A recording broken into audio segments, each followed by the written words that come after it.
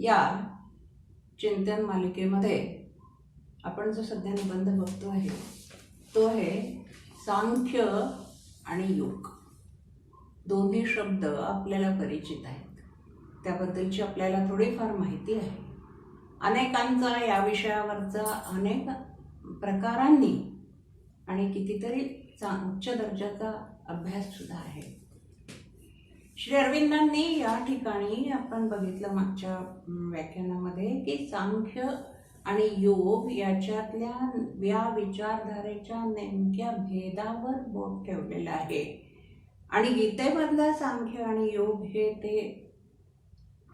तेच आणि तेवढंच नाही असं म्हणायचं. हे ते नाही म्हणजे हे ते अजिबातच नाही, दुसरंच काहीतरी आहे असा त्याचा अर्थ नाही आहे.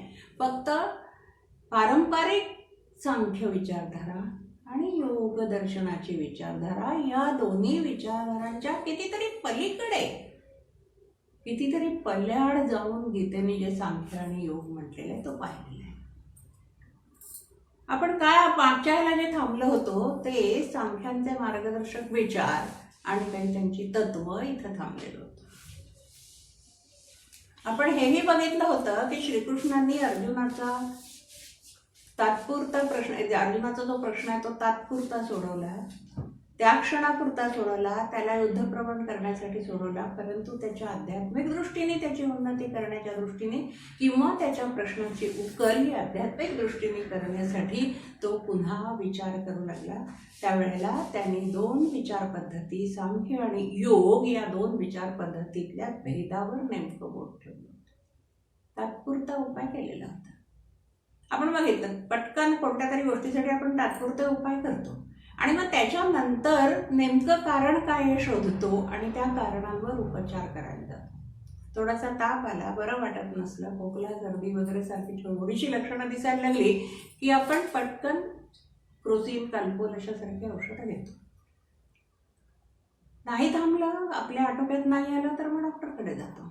डॉक्टर सुद्धा सुरुवातीला 1-2 दिवस काही औषधं देतात की हे घेऊन बघा याने बरं वाटतंय का, आणि तरी नाही बरं वाटलं तर मग विविध चाचण्या करायला सांगतात. रक्त तपासणी, एक्सरे, अमुक तमुक वगैरे सगळ्या चाचण्या करायला सांगतात.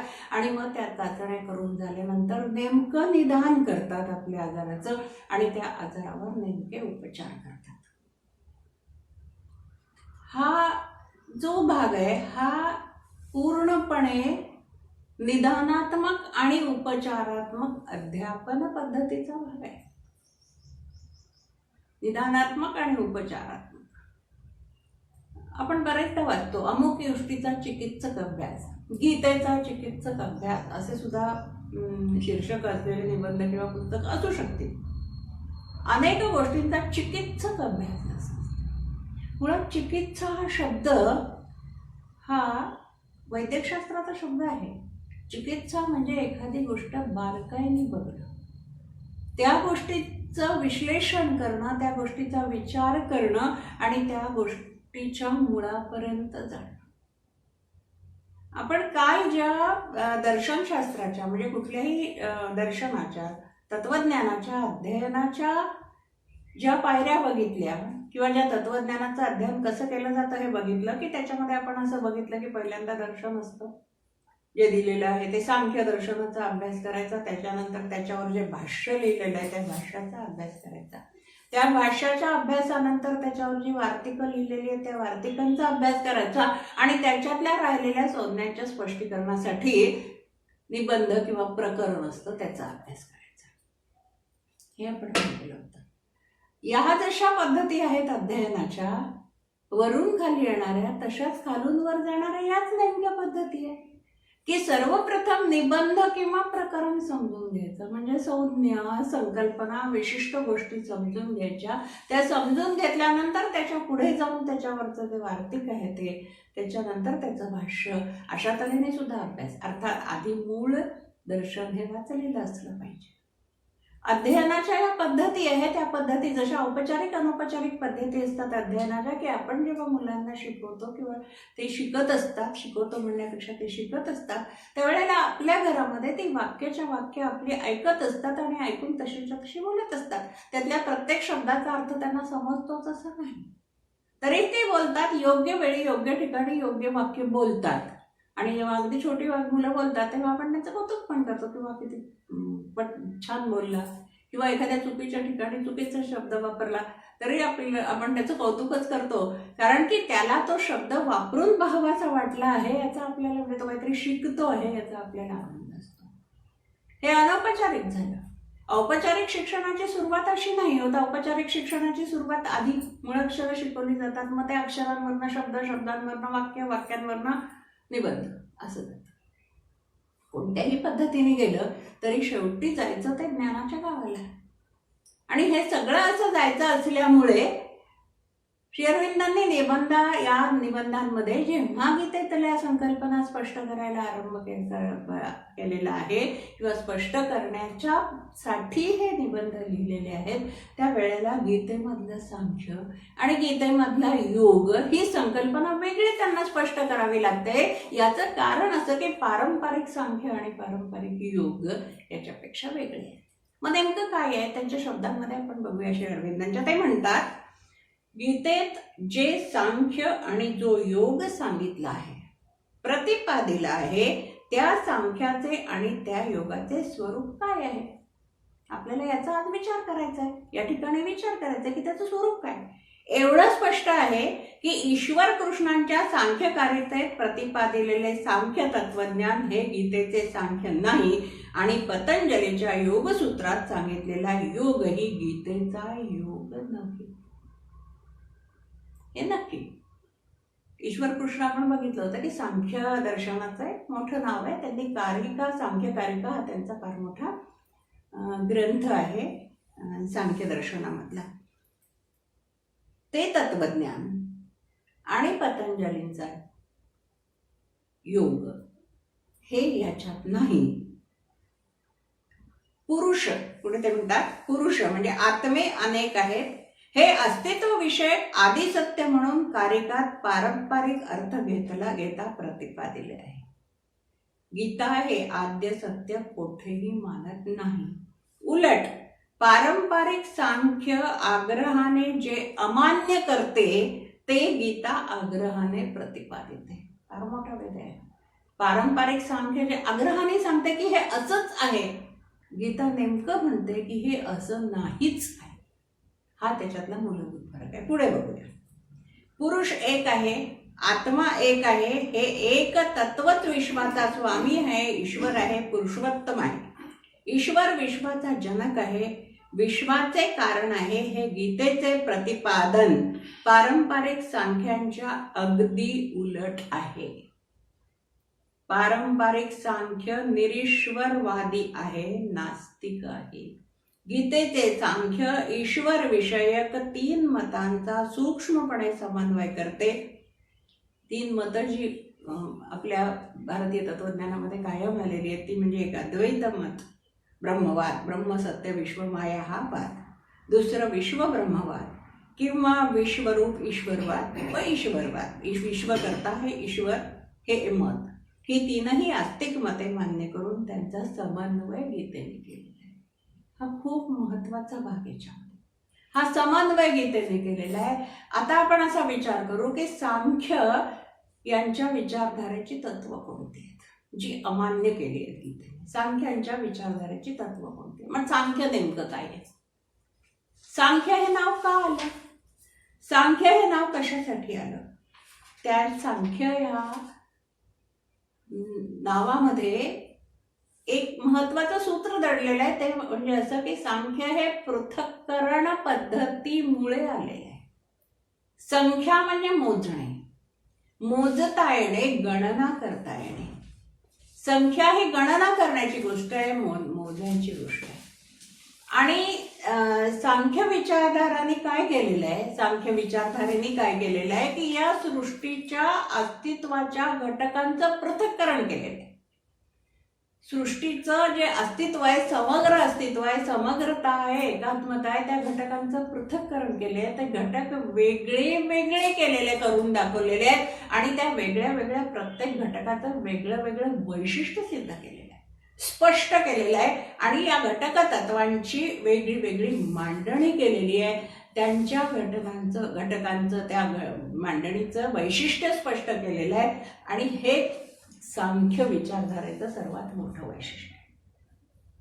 म्हणजे कसं आहे की सर्वसामान्य मनुष्य, सर्वसामान्य जीव, आपण अभ्यासक विचार किंवा सर्वसामान्य मनुष्य सुद्धा हे जे सृष्टीचे विविध घटक तत्व, सृष्टीची विविध घटक तत्व आहे, ती सृष्टीचे विविध घटक तत्व आपण वेगळी वेगळी नाही ना बघत. आपल्याला एकच दिसतं सगळं काही. हे जे समष्टी दिसते आपल्याला, एकाकार दिसतो, पूर्णता दिसते, संपूर्ण जी गोष्ट आहे ती आपल्याला संपूर्ण दिसते आणि त्या संपूर्णतेचाच आपण आस्वाद घेतो किंवा त्या संपूर्णतेचाच आपण विचार करतो आणि ती संपूर्णताच आपण स्वीकारतो. त्यातल्या घटकांचा विचार करत नाही. सर्वसामान्यपणे आपण त्यातल्या घटकांचा विचार करत नाही आणि त्या घटकांची वैशिष्ट्ये पण जाणून घ्यायचा प्रयत्न करत नाही. अगदी साधी गोष्ट आहे. आपल्या समोर आलेलं, आपल्या नेहमीच्या जीवनातलं आणि आपल्याला सतत उपयोगी असणारं जे पाणी आहे, या पाण्याच्या बाबतीत आपण फार त्याचा विचार करायचा झाला तर त्याचं रासायनिक नाव H2O एवढं बघू, जर त्याचा विचारच करायचा झाला तर. पण त्याच्या मागे जाऊन रोज बोलण्याच्या, रोज व्यवहाराच्या किंवा रोजच्या जीवनाच्या याच्यामध्ये आपण Z+H2SO4 हे बघणार नाहीये.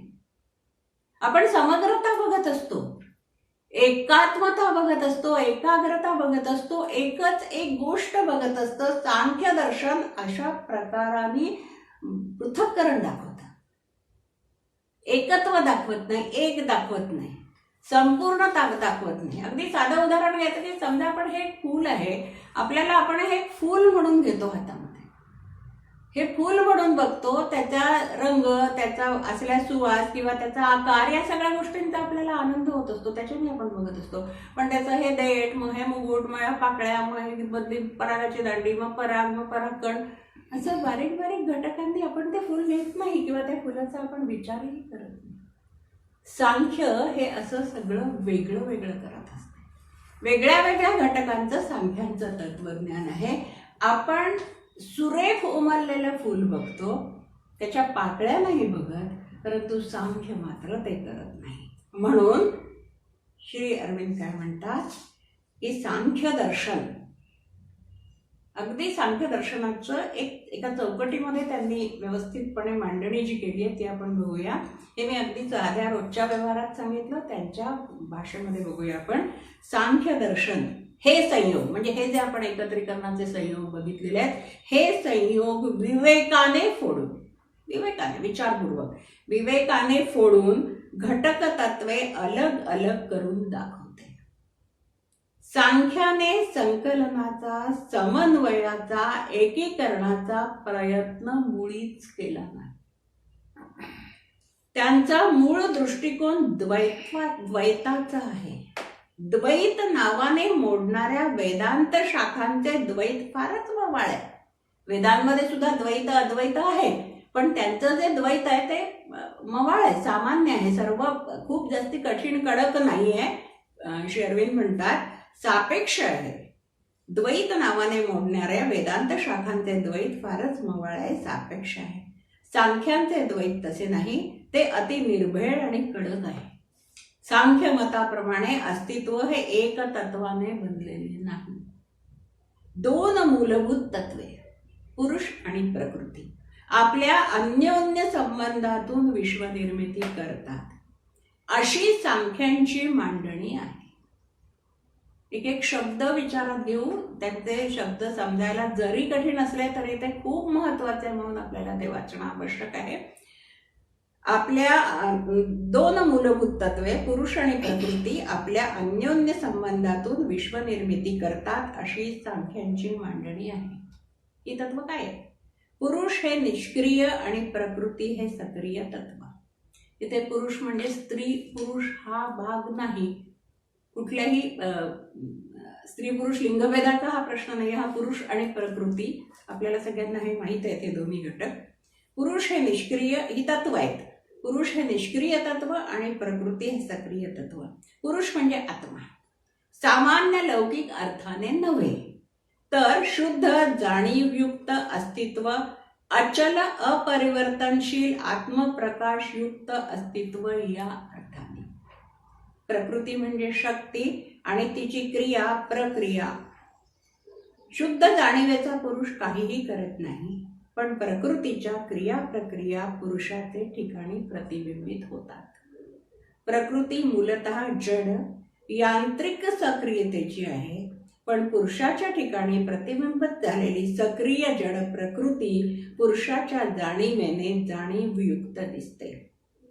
अर्थात पुरुषाच्या ठिकाणी प्रतिबिंबित झालेल्या तिच्या मूलतः जड क्रिया जाणीवयुक्त क्रियांचे रूप घेतात.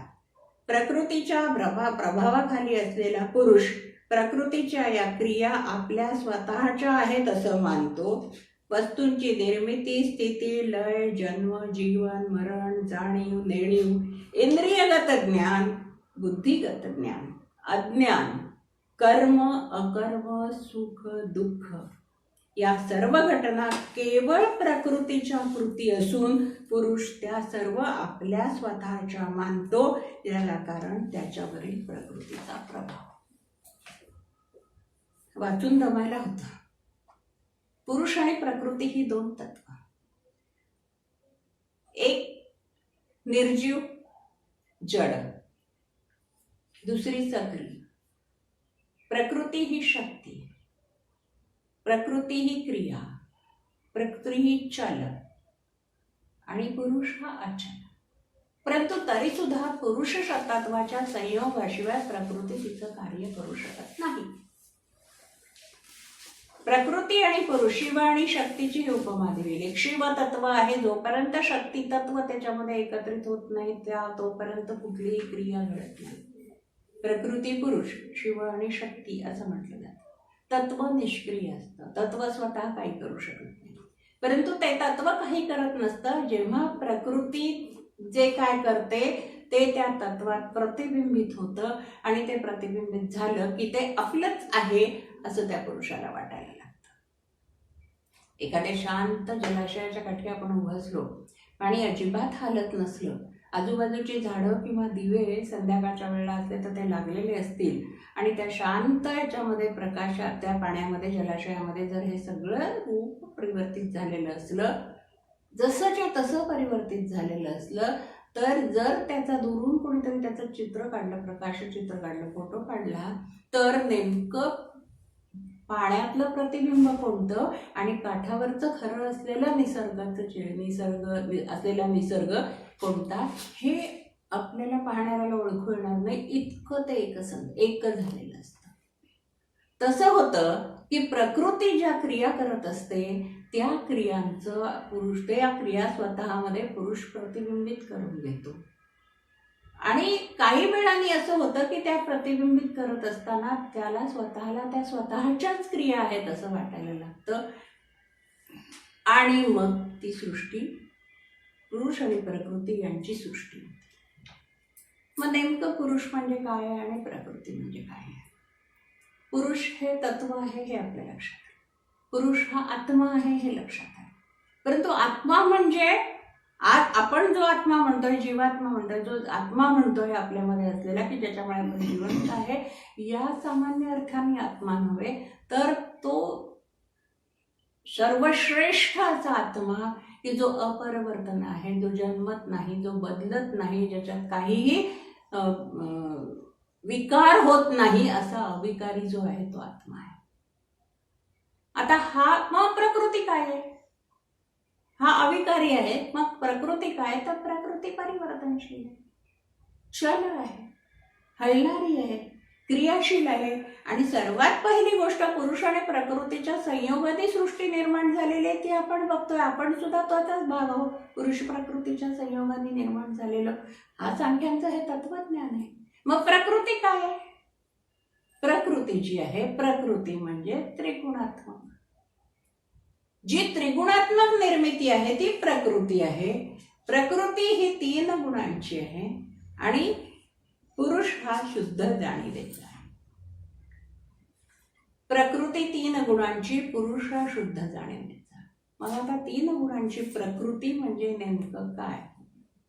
आपल्याला हे 3 गुण माहिती आहे. म्हणजे या प्रकृतीच्या वृत्ती, गुण म्हणजे वृत्ती, प्रकृतीच्या या वृत्ती. प्रकृती हे जे काय आहे जडद्रव्य, त्या द्रव्याच्या या वृत्ती आहेत. हे 3ही गुण आपल्याला माहित आहे, सत्व, रज आणि तम. सत्वगुण नेमका काय आहे? सत्वगुण हा बुद्धीचा आधार आहे. सत्वगुण हा बुद्धीचा शुद्ध बुद्धीचा आधार आहे. रजोगुण काय आहे? रजोगुण शक्ती आणि सामर्थ्य यांचा मूलाधार आहे. रजोगुण शक्ती आणि सामर्थ्य यांचा मूलाधार आहे. आणि मग तिसरा जो आहे तमोगुण, तो काय आहे तर तमोगुण आहे जडता आणि निर्बुद्धता यांचं बीज. तमोगुण जो आहे तो जडता आणि निर्बुद्धता याचं बीज आहे. आणि हे तिन्ही गुणांनी मिळून त्रिगुणात्मक असं आपण निर्माण झालेलं, मनुष्य निर्माण झालेला आहे, सृष्टी निर्माण झालेली आहे. आणि ही जी प्रकृती आहे याच्यामध्ये जो चैतन्य रूप आत्मा येतो त्यावेळेला ती क्रियाशील होते, किंवा ते तत्व पुरुष तत्व आत्मा तत्व क्रियाशील होतं प्रकृतीच्या सान्निध्यात आल्यावर. आता या गुणांची कार्य बघूया. हे जे गुण आपल्यामध्ये आहेत तर हे गुण किंवा या वृत्ती आहेत यामुळे काय घडतं, नेमकं काय होत असतं, कशा तऱ्हेने आपलं जे हे सगळे जगाचे व्यवहार चाललेले आहेत. तर जे सत्वगुण आहे, आपण म्हटल्याप्रमाणे सत्वगुण हा बुद्धीचा आधार आहे, विवेकाचा आधार आहे, बुद्धीशी निगडीत सगळ्या गुणांचा आधार आहे. त्यामुळे रजोगुणी शक्ती जी आहे ती जी काय कार्य करत असते त्या कार्यांवर नियंत्रण ठेवण्याचं काम ही सत्वगुण करत असतो. त्या कार्यांवर नियंत्रण ठेवण्याचं काम सत्वगुण करत असतो. रज काय करत असतो? रज हा मुळातच शक्तीचा आधार आहे, सामर्थ्याचा मूलाधार आहे. त्यामुळे शक्तीचे जे व्यवहार आहे, व्यापार आहे, सगळे आहेत ते रजोगुणी आहे. कुठलंही कार्य शक्तीशिवाय होतच नाही ना. साधा हात इथे उचलणं, साधं सरळ आपली बोटं सरळ करणं, बोलणं, या सगळ्यासाठी जी शक्ती लागणारी आहे, हे लागणार आहे, ती शक्ती रजोगुणातून आलेली आहे. कारण की हे सगळे व्यापार घडवणं, हे सगळं करणं हे रजोगुणाचं कार्य, हे रजोगुणी कार्य. जसं आपल्यासाठी मर्यादित असतं तर हे बाहेरचे सगळे व्यवहार, जगाचे चाललेले व्यवहार आहे, हे सगळे या रजोगुणाच्याच कार्याने चाललेले असतात. मग तम काय करतो? एकच काम करतो. तो तमोगुण जो आहे तो एकच काम करत असतो, तो म्हणजे सत्व आणि रज यांना विरोध करणे, तेवढंच काम असतं त्याचं. या दोन्ही चांगल्या गोष्टींना विरोध करणे, एखाद्या शक्तीला, सामर्थ्याला, चांगल्या चाललेल्या कार्याला खीळ घालणे. बुद्धीने जर त्याच्यावरतीचा मर्यादा आणायचा प्रयत्न केला, एखादी गोष्ट करत सामर्थ्यामुळे होत असेल आणि बुद्धी जर त्याच्यावर त्याला नाही इतकं यांनी नको बरं, थोडीशी मर्यादा हवं, थोडंसं हवं असं म्हणत असेल तर ते तसं नको असं म्हणण्याचं कार्य हे तमोगुण करत असतं. म्हणजे काय, या सगळ्या गोष्टी आपल्या सगळ्यांच्या आयुष्यामध्ये आहे. या जेव्हा अगदी समतोलानी असतात, अत्यंत समतोलानी आहे की जेवढं आवश्यक आहे तेवढंच कार्य आपल्यातला रजोगुण जो आहे जेवढं आवश्यक आहे, जेवढी गरज आहे, जेवढ्या गोष्टी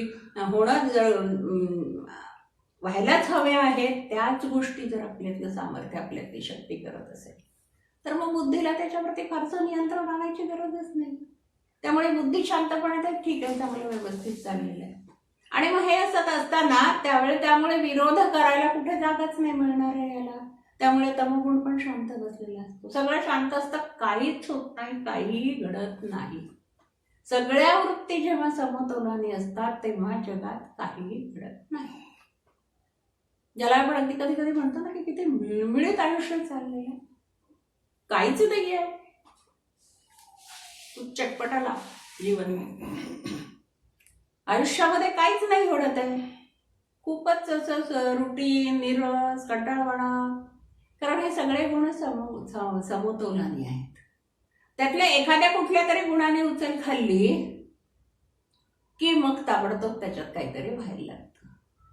कोणीतरी आपल्या सामर्थ्याने, आपल्या अहंकाराने आपल्याला काहीतरी मिळवायचं आहे म्हणून करायला सुरुवात करतं, बाकीच्यांना डावलायला सुरुवात करतं, बाकीच्यांवर अधिकार गाजवायला सुरुवात करतं, त्याचा अहंकार वाढतो. मग बुद्धीचं काम सुरू होतं की नाही हा असं करायला नको आहे म्हणून. आणि मग बुद्धीने असं करायला नको आहे म्हटलं की तमोगुण ताबडतोब, म्हणजे सत्वाने म्हटलं की असं करायला नको आहे की तमोगुण ताबडतोब आपली तलवार उचलून नाही असं का नाही, असंच करायला पाहिजे, असं म्हणून आपल्याला सिद्ध होतं आणि मग ते जगाचे सगळे व्यवहार सुरू होतात. अगदी छोट्या छोट्या गोष्टींमध्ये बघितलं तर अगदी असंच होतं. सरळ सरळ होणाऱ्या गोष्टी. आपण एक आपल्या चाकी आपण जर उदाहरण घेतलं याचं, तर रज म्हणजे काय? जेव्हा समतोलात असतं सगळं असतं तेव्हा तर रज म्हणजे काय? आपण असा विचार करू, एक रूपकात्मक घेऊया की रज म्हणजे उत्साही तरुण, घरातला एखाद्या घरामध्ये असलेला उत्साही तरुण मुलगा की जो अगदी टीनेजर आहे आणि त्याला हे करू का ते करू, ते करू का ते करू असं त्याला होत असतं आणि सारखं सारखं असं वाटत असतं मी हे पण करायला पाहिजे, तेही करायला पाहिजे. अमुक एक याचा पण गाण्याचा पण क्लास लावायचा, मला क्रिकेट पण खेळायचं, मला संशोधनाच्या याच्यामध्ये कार्य करायचं, आणखी काही काही खूप इतकी सारे क्षेत्र आहेत, मला हे सगळं करायचं आहे. हा रजोगुण आहे. उत्साह, सळसळत आहे, तारुण्य आहे. मग सत्वगुण काय आहे? सत्वगुण शांत आई वडील आहेत घरात की ते त्याला प्रोत्साहितही करतात, योग्य कार्यासाठी प्रोत्साहित करतात. हा हे योग्य आहे, हे तू कर, हे बरोबर आहे. पण ही जी दुसरी गोष्ट तुला करावीशी वाटते ती गोष्ट करायसाठी अजून बेटा एखाद वर्ष थांबून जा, हे तुझं एवढं काम होत आहे, ग्रॅज्युएशन पूर्ण होत आहे, फक्त ते कर. किंवा याच्या आधी तुला जास्ती ज्याच्यामध्ये आवड आहे ते कर. गाणं शिकायचं आहे, गाणं शिकायला तर काही हरकत नाही. हे जे उचित मार्गदर्शन करणं किंवा तो अगदीच हट्टाला पेटला तर त्याला विवेकानेच थांबवणं की नाही करायचं असं म्हणणं, हे जे काम आहे हे सत्वगुणाचं आहे. म्हणजे ते घरातले वडीलधारी माणसं आहे, आई वडील, आजी आजोबा, ही सगळी वडीलधारी माणसं आहे. मग तम कोण आहे? तम म्हणजे हे सगळं जे छान चाललेलं आहे, तो मुलगा काहीतरी करू बघतोय, त्याचे आई वडील प्रोत्साहन देत आहे, त्याला मदत करतात आहे, हे सगळं करतात आहे, हे सगळं न बघवणारे जे शेजारी पाजारी आहेत किंवा नातेवाईक आहेत, हे सगळे तम आहेत. हे सगळे दंगे कसं पाठवता तुम्ही भलत्या ठिकाणी ट्रेनिंगला, त्याला दिल्लीला ट्रेनिंगला पाठवता काय, काहीतरीच काय, इतक्या लांब कशाला पाठवताय, हे ते सगळे करणारे आहे. हा तम आहे. हे बाहेरच आहे असं नाही, आपल्यातही आहे. आपल्या आईला एखादी गोष्ट अत्यंत प्रकर्षाने करावीशी वाटते आणि ती अत्यंत प्रकर्षाने करायची असते, तेव्हा एक मन, आपलं उत्साहित मन जे असतं ते आपल्याला म्हणत असतं की नाही हे करूया आपण, हे फार चांगलं आहे बरं, हे शिकायला काही हरकत नाही, सांख्य दर्शन शिकायला जाऊया आपण, आपल्या अमुक ठिकाणी कोण कोण अमुक शिकवतात आहे तिथे जाऊया.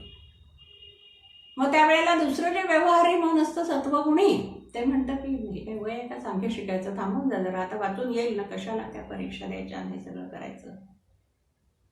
आणि त्यातला जो तम असतो आपल्यातलाच, तो वाईट अनुभव आलेले जीव आपले असतात, पूर्वीचे वाईट अनुभव आलेले किंवा पूर्वीचे धोके आपण ते समोर येतात पटकन म्हणायला की बिलकुलच हे करायचं नाही किंवा नाही करायलाच पाहिजे.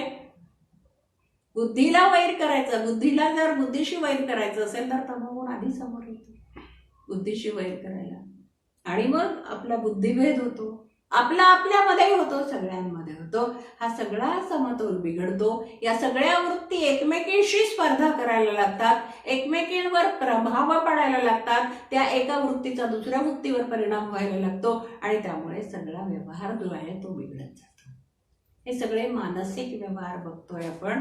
आपल्याला जगात चाललेल्या गोष्टी अशाच दिसतील जर आपण विचार केला आणि या सगळ्या प्रत्येक ठिकाणी हे सगळं असं लावून बघायला लागलो ही सगळ्या गोष्टी, तर आपल्याला जगात सुद्धा चाललं, राजकारणात चाललेलं, समाजकारणात चाललेलं, आपल्या घरी चाललेलं, सगळीकडे चाललेलं हे असंच दिसेल.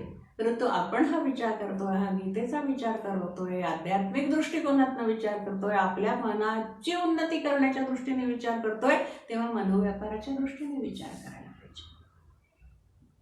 पुरुष म्हणजे आपला आत्मा जो आपल्या ठिकाणी असतो, तो ह्या प्रकृतीच्या सगळ्या गोष्टीचं प्रतिबिंब, ज्याला आपण आतला आवाज म्हणू, की ज्याला आपण अंतर्मन म्हणू, किंवा जे आपण म्हणतो की मला असं जाणवत आहे, इंट्युशन म्हणू आपण.